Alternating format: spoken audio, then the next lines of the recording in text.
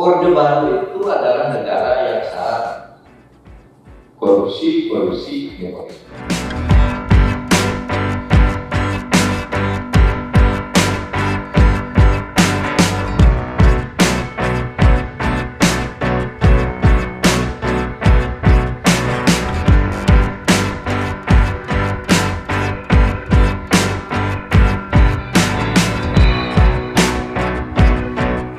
Kita ini kan melakukan reformasi tahun 98 itu asumsinya Orde Baru itu adalah negara yang syarat korupsi, nepotisme.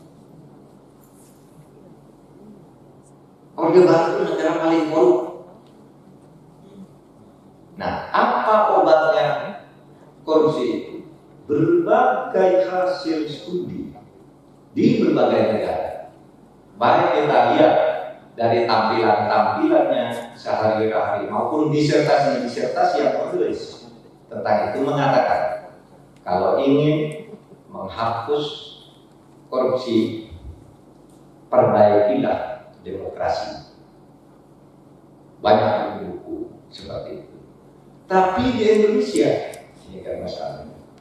Mengapa di Indonesia ini demokratisasi tidak mempan? Reformasi itu kan kita intinya demokratisasi, sehingga Pak Harto dijatuhkan, undang-undang dasar diperbaiki, undang-undang bidang politik dibongkar semua, duit fungsi ABRI dicabut dan seterusnya agar demokratis. Maksudnya itu untuk memberantas korupsi, karena korupsi itu sumber masalah utama di negara kita. Tetapi seperti saudara tahu, sekarang korupsi itu jauh lebih meluas dan masif dibandingkan di era Orde Baru. Saya selalu mencontohkan ini gambar. Zaman Orde Baru itu kalau mau korupsi ini APBN, Pak Harto nyusun APBN, tidak bisa dibantah oleh siapapun APBN. Sesudah itu ada penentuan proyek, kemudian itu proyeknya. Nah, dulu ini ditentukan oleh Pak Harto semuanya. Korupsi itu terjadi pada proyek. Ini jembatan ini, kelompoknya ini, yang jembatan tuh kelompoknya si B, yang ini kelompoknya dibagi-bagi gitu, sehingga korporatisme itu tumbuh subur. Tapi saudara, sekarang ini APBN, ini uangnya belum ada udah dikorupsi, masih di sini. Masih uangnya belum ada dan mau disusun itu dikorupsi. Caranya bagaimana? Saudara korupsi APBN bisa datang ke anggota DPR pesan, Pak, saya mau minta proyek, mau gedung, mau kampus UGM sekian, berapa? 5 triliun misalnya, atau 500 miliar.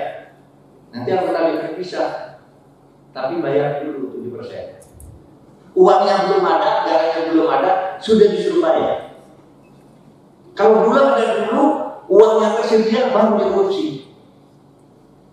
Dan sekarang dulu jangan Pak Harto juga. Sudah lihat anggota DPR, kalau yang sudah pulang seminggu sekali dari Jakarta ke Jogja, ke Semarang, naik kereta api.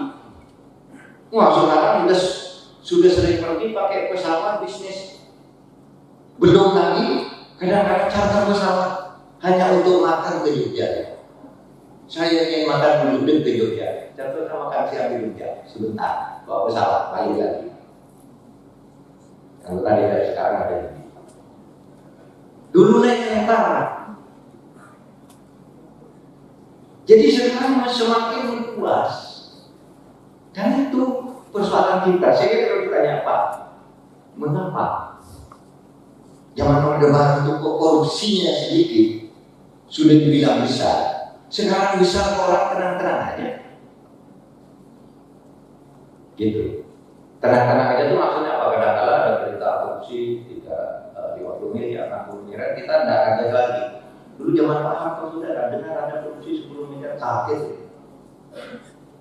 Sampai menjadi bom ketika ditaksir 1,2 triliun. Tapi hampir jarang bicara ratusan miliar korupsi zaman Pak Harto. Paling miliar, puluhan miliar. Itu pun sudah dianggap parah. Nah, sekarang kita dianggap itu 300 miliar, itu 6 triliun, itu 100 miliar. banyak sekali. Dan itu sudah terjadinya meluas, pusat, daerah, kanan, kiri. Ini dulu kan legislatif, eksekutif, korupsinya karena masa kemudian. Sekarang DPR sudah ikut. Bahkan DPR itu pernah ikut sampai 1/3.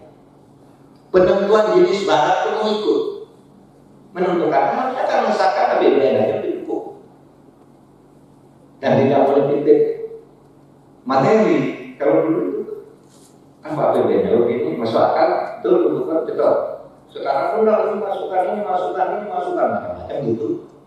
Ya itu bagian dari demokrasi yang dulu diinginkan agar DPR lebih maju, tetapi sekarang kita demokrasinya tidak bisa mengimbangi.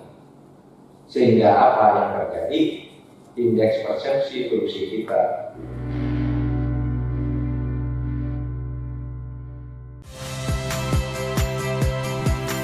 Saya Tifa Solesa. Saksikan program-program Kompas TV melalui siaran digital, pay TV, dan media streaming lainnya. Kompas TV, independen, terpercaya.